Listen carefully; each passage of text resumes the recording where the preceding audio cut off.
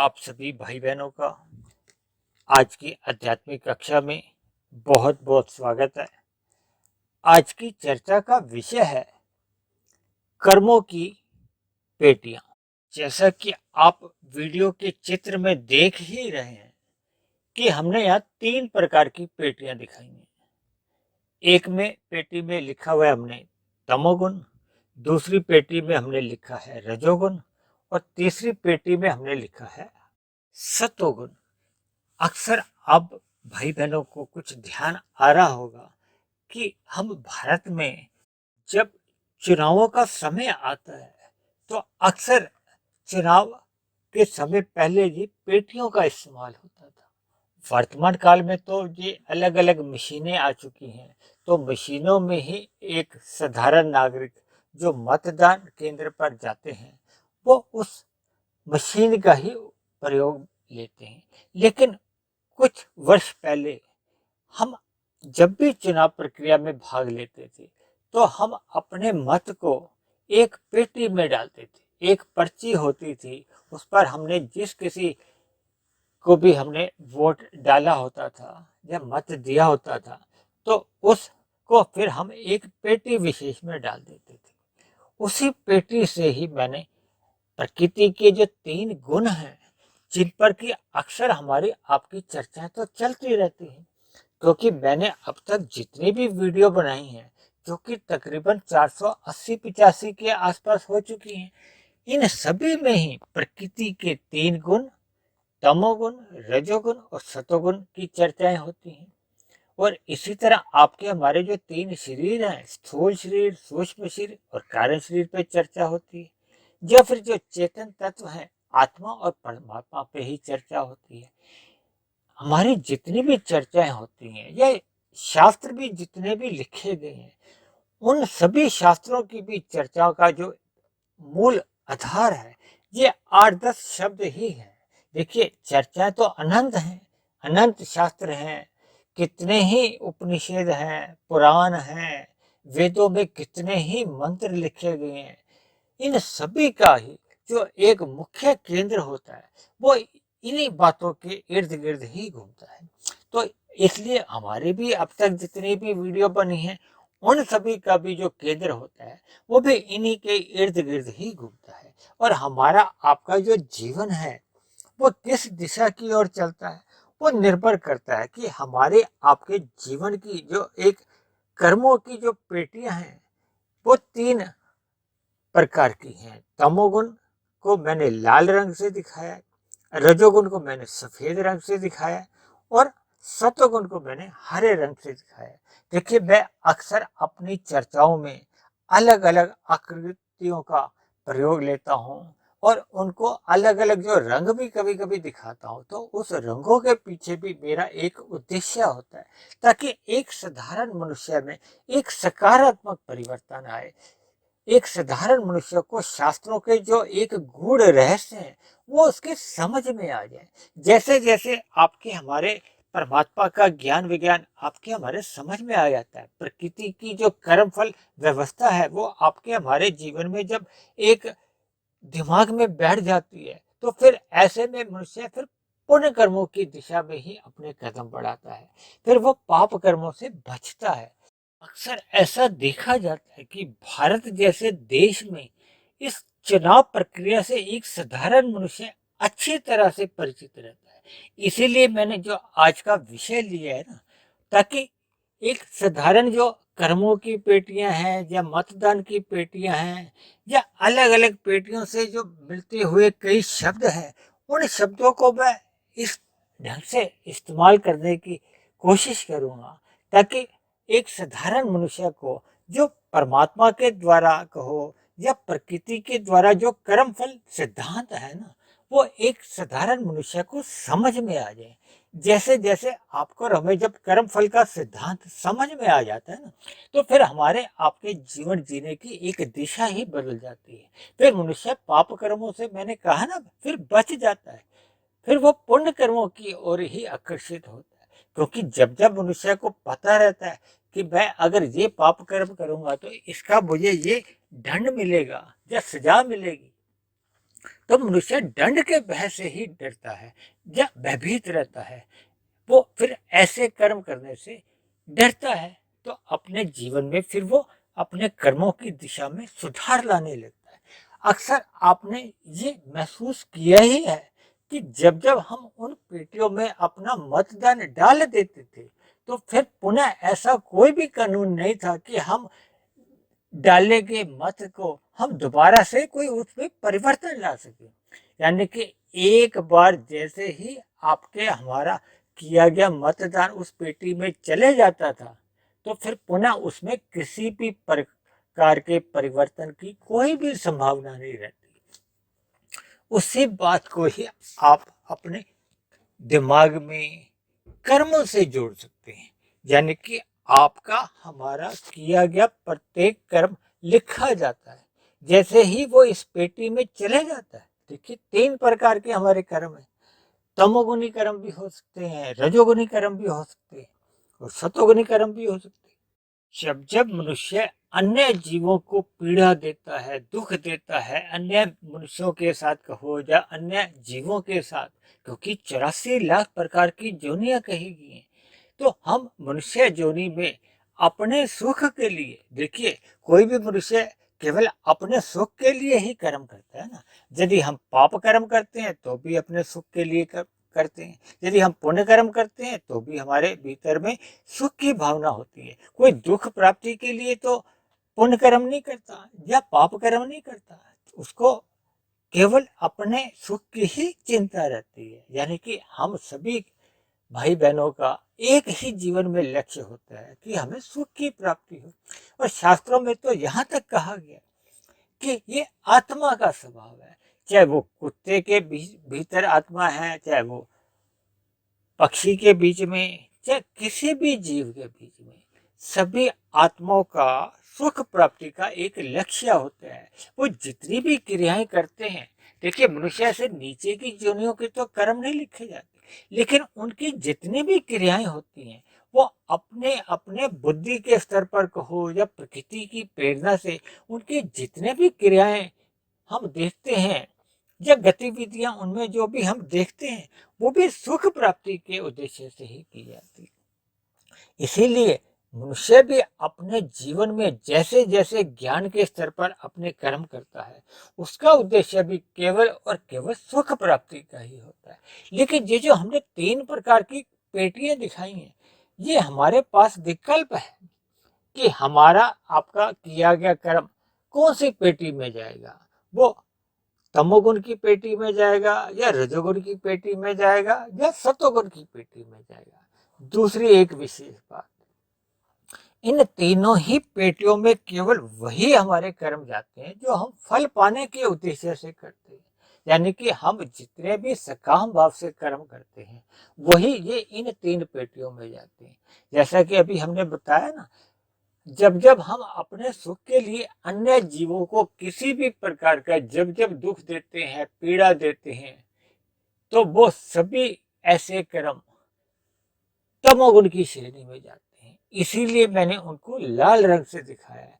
जैसे देखिए, हमने अपने घरों के आसपास कहीं भी जहां बिजली के जो बड़े बड़े खंभे गड़े होते हैं, ट्रांसफार्मर लगे होते हैं, वहां भी खतरे की एक निशान बना होता है ना लाल रंग का, कि इतनी दूरी पर आप रहें। इसीलिए मैंने इसको लाल रंग से दिखाया है, ताकि लाल रंग से हम सावधान रहें। जैसे हम अपने वाहन को लाल बत्ती पे रोक देते हैं, इसी तरह हम सभी मनुष्यों को पाप कर्मों से बचना चाहिए। अपने स्थूल शरीर की गतिविधियों को कहो, कर्मों को, क्रियाओं को रोकना चाहिए। यानी ऐसे सभी कर्मों से हमें बचना चाहिए जिससे अन्य जीवों को दुख मिलता है या अन्य जीवों को पीड़ा होती है। इसी उद्देश्य को मद्देनजर रखते हुए या इसी संदेश को आप सभी भाई बहनों के दिमाग में स्थित करने के लिए या डराने के लिए भी कह लो, ये लाल रंग का चिन्ह रखा है। अर्थात तमोगुनी कर्म से आपको और हमें एक बचना चाहिए, ताकि अन्य जीवों को जब जब हम पीड़ा देंगे, तंग करेंगे, यानी कि हमारे किए गए पाप कर्मों का हमें दुख रूपी फल आएगा ही। देखिए, जब जब पेटियों में मतदान हो जाता था, तो उन पेटियों को 2 दिन बाद, 3 दिन बाद खोला जाता है। लेकिन प्रकृति के ये जो 3 गुणों की अलग अलग पेटियां हैं ना, ये साथ के साथ ही खुलती भी रहती हैं। कोई उसी दिन खुल जाती है, कोई अगले हफ्ते खुलती है, कोई 1 महीने बाद, कोई 1 साल बाद। ये निर्भर करता है कि आपका हमारा जो किया गया जो पाप कर्म है वो कितने दिन में फलित होता है। यानी कि हम और आप जितने भी पाप कर्म कर देते हैं वो इन लाल रंग की कहो या तमोगुण की पेटी में चले ही जाते हैं। तो फिर इन किए गए जो पाप कर्म है इनका हमें दुख रूपी फल आता है। देखिए दुख रूपी फल क्या है ये अभी हम आगे की चर्चा में थोड़ी इस पर चर्चा करेंगे। अब हम बात करते हैं सफेद रंग की पेटी की, जिस पर कि हमने लिखा हुआ है रजोगुण।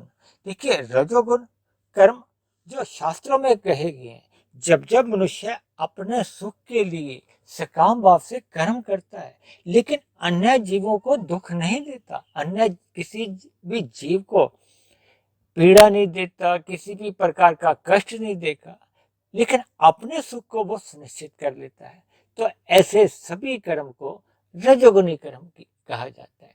इसीलिए मैंने इस पेटी को केवल सफेद रंग से दिखाया, क्योंकि अन्य किसी भी जीव को हमने कोई दुख नहीं दिया, पीड़ा नहीं दी।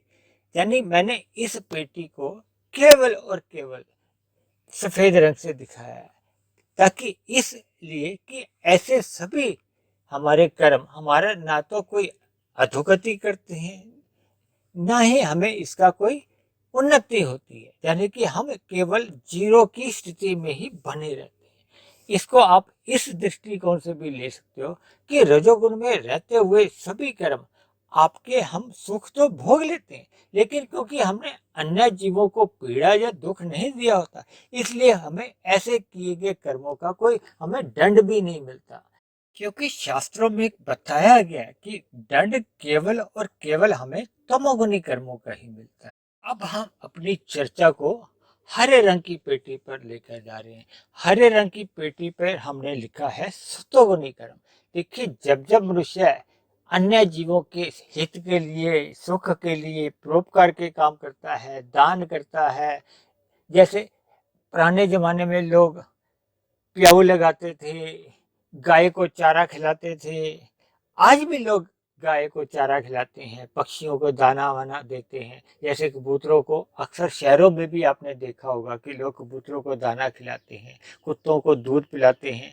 इसी तरह की कई अन्य गतिविधियां भी आप देखते हो। देखिए जैसे मनुष्य धर्मशाला में पंखा लगवा देता है या कुर्सी की व्यवस्था कर देता है, कमरे बनवा देता है। यानी जब जब मनुष्य अन्य जीवों के सुख के लिए, चाहे वो मनुष्य हैं, चाहे वो पक्षी हैं, चाहे पशु हैं या पेड़ पौधे हैं, यानी जब जब हम अन्य जीवों को सुख देने के उद्देश्य से कोई भी कर्म करते हैं जिसमें हमारी भी इच्छा होती है कि इसके बदले में भविष्य में मुझे भी परमात्मा द्वारा सुख की प्राप्ति हो, तो ऐसे सभी कर्म हमारे सतोगुणी कर्म माने जाते हैं। इसको मैंने हरे रंग का दिखाया क्योंकि हरे रंग हम सभी मनुष्यों को एक शांति देता है। हमें हरियाली से एक सुकून सा मिलता है, शांति मिलती है, छाया मिलती है। देखिए जितने भी हम पेड़ लगाते हैं उसकी छाया में बैठकर हमें थोड़ा सुख की प्रतीति होती है।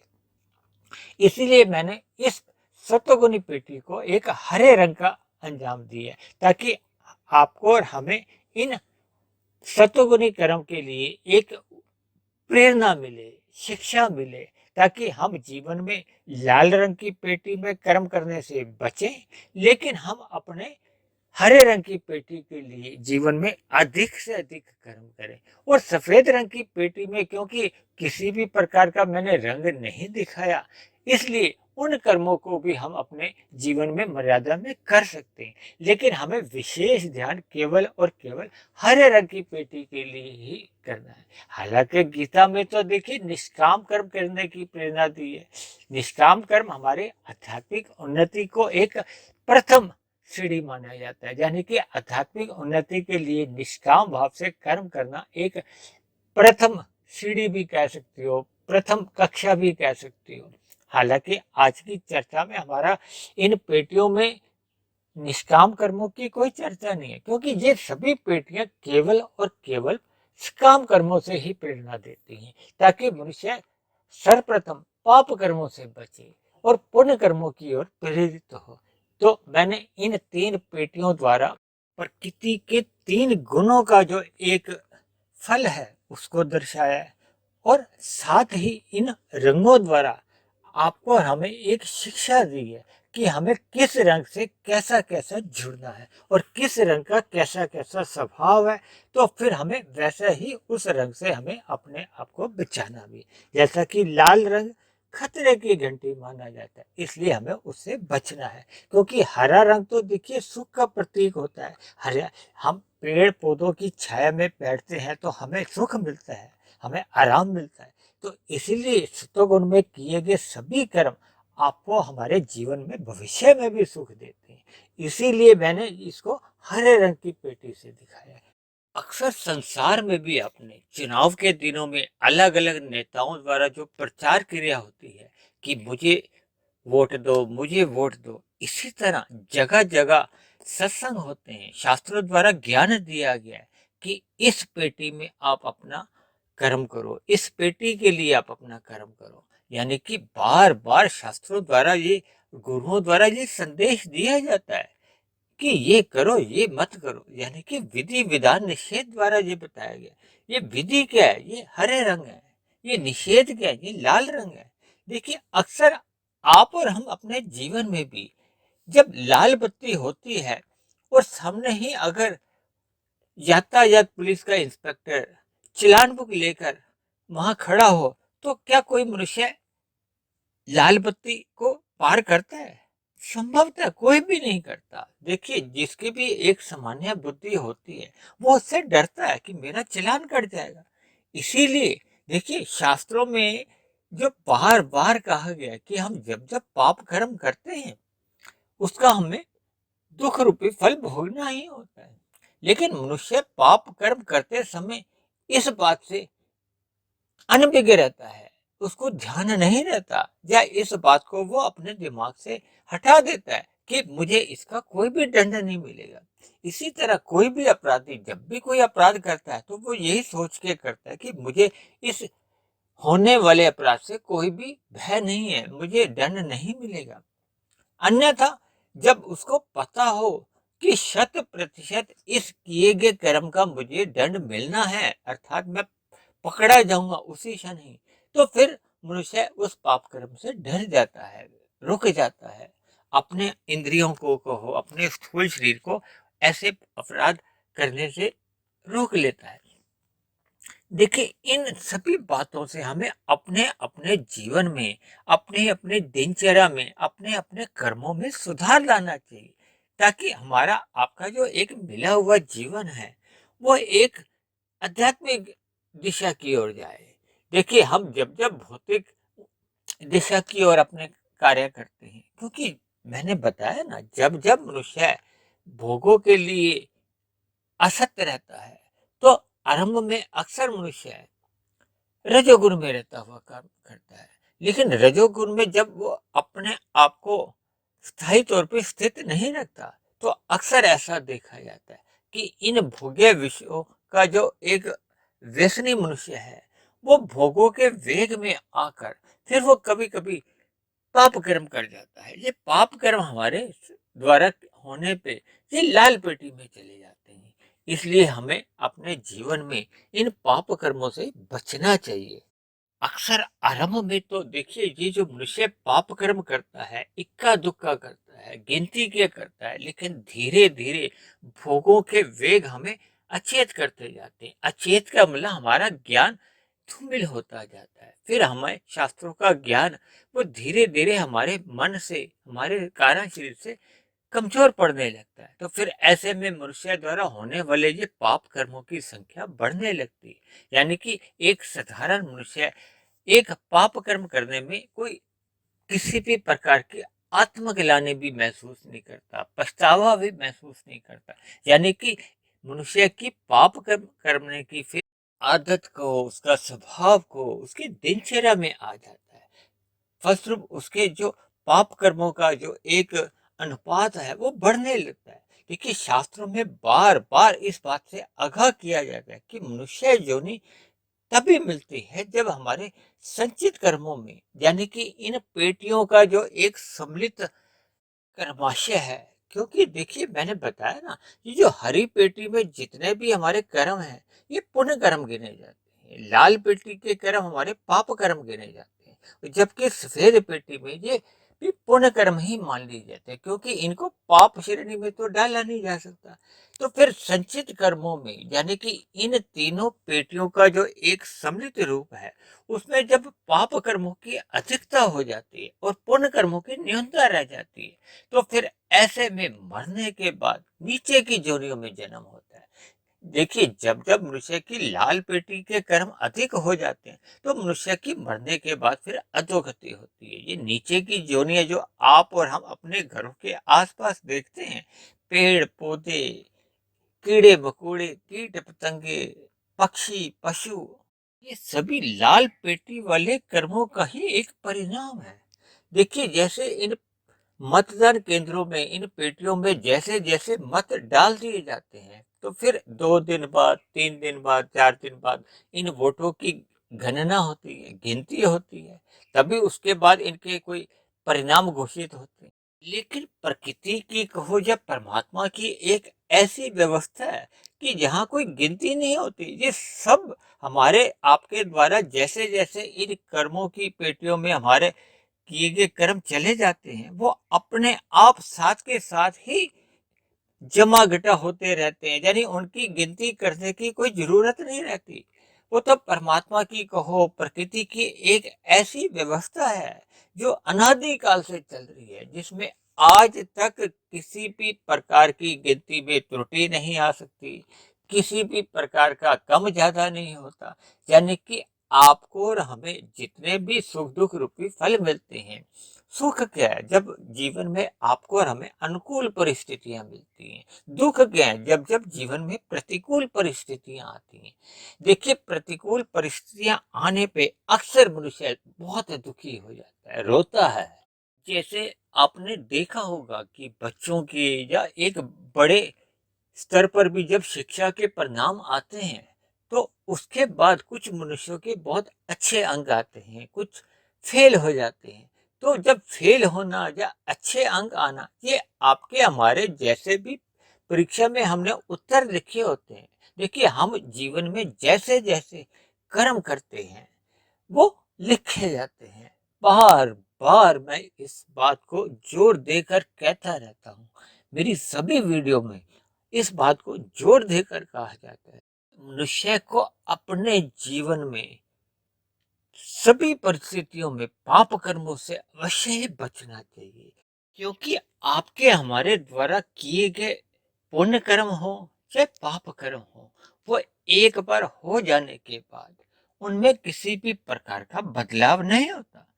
लेकिन पुण्य कर्मों के जो सुख रूपी फल है, उनका तो हम त्याग भी कर सकते हैं। हालांकि शास्त्रों में तो देखिए निष्काम कर्म करने की प्रेरणा दी गई है। विशेष रूप से गीता में भगवान श्री कृष्ण ने हम सभी मनुष्यों को निष्काम कर्म करने का एक सलाह दी है, प्रेरणा दी है, शिक्षा दी है। लेकिन फिर भी अगर मनुष्य आरंभ में सकाम भाव से पुण्य कर्म कर भी लेता है, लेकिन जब उनकी फल की प्राप्ति हो जाती है, तो ऐसी स्थिति में भी हम अपने पुण्य कर्मों के सुख रूपी फलों का तो त्याग भी कर सकते हैं। ऐसे कर्मों को भी निष्काम कर्म करने की ही श्रेणी में मान लिया जाता है। लेकिन एक मनुष्य जो पाप कर्मों का जब दुख रूपी फल आता है, उसको तो उसको स्वयं को ही भोगना होता है। जैसे हम सरकार द्वारा कोई सम्मान को तो लेने से मना कर सकते हैं, लेकिन किसी अदालत द्वारा जब हमें किसी प्रकार अपराध के लिए दंड दिया जाता है, तो उस दंड को हम मना नहीं कर सकते। यानी कि ऐसे किए गए अपराध के लिए मिले हुए दंड का हमें सहना ही पड़ता है, वो हमें भोगना ही पड़ता है। इसी तरह आपके हमारे जो पाप रूपी कर्म है, वो तो हमारे आपके जीवन में जैसे एक धनुष से बाण छोड़ देते हैं ना, वैसे ही आपके हमारे ये पाप रूपी कर्म है। एक बार कर दिया या धनुष से बाण छोड़ दिया, तो फिर उसको वापस नहीं लिया जा सकता। फिर ऐसे किए गए पाप रूपी कर्म का हमें फल भोगना ही पड़ता है। इसीलिए बार बार शास्त्रों में कहा गया है कि मनुष्य को सत्संग करते रहना चाहिए, ज्ञान में स्थिति में रहना चाहिए। लेकिन कलयुग में क्या देखा जा रहा है कि अक्सर लोग बीड़ी, सिगरेट, गुटखा, तंबाकू आदि खाकर अपने आप को अचेत अवस्था में ला रहे हैं। अचेत अवस्था का मतलब ही ये है कि आपका हमारा जितना भी ज्ञान है वो दिन प्रतिदिन धूमिल होता जा रहा है।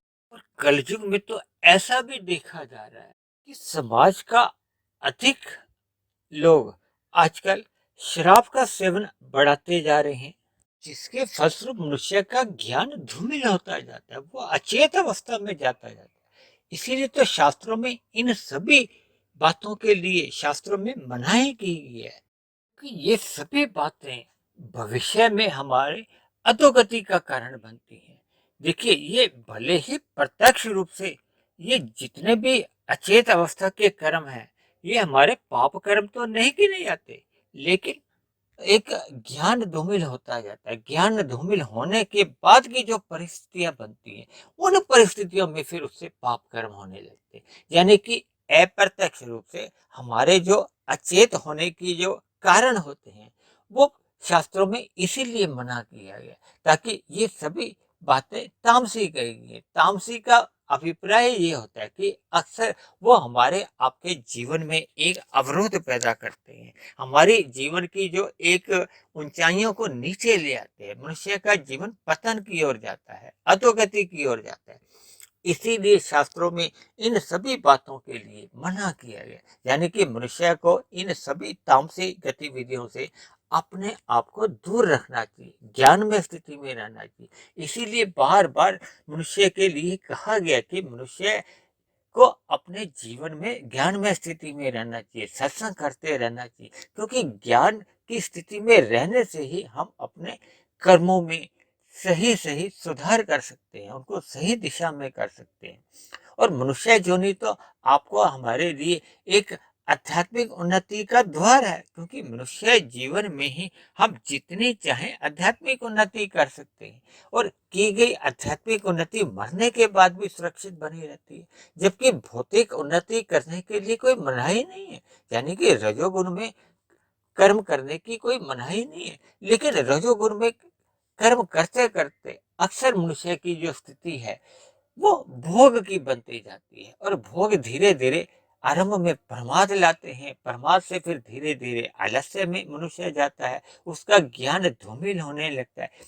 इसीलिए तो शास्त्रों में कहा गया कि ये जो राजसी भोग भी हैं, या रजोगुण को भी मर्यादा में रखना चाहिए, क्योंकि रजोगुण में मर्यादा में रहने से ही फिर हमें सतोगुण में जाने की प्रेरणा बनी रहती है। जब जब मनुष्य रजोगुण के भोगों में अधिक लिप्त हो जाता है, तो फिर उसका सत्संग में कहो या सतोगुण में उसकी एक स्थिति बन नहीं पाती। जब मनुष्य की सतोगुण में एक स्थिति बन नहीं पाती, तो फिर उसकी जो आध्यात्मिक यात्रा है, यानी कि विशुद्ध सतोगुण की ओर जो मनुष्य की आध्यात्मिक यात्रा का जो एक अवसर होता है, उस अवसर को मनुष्य गंवा देता है।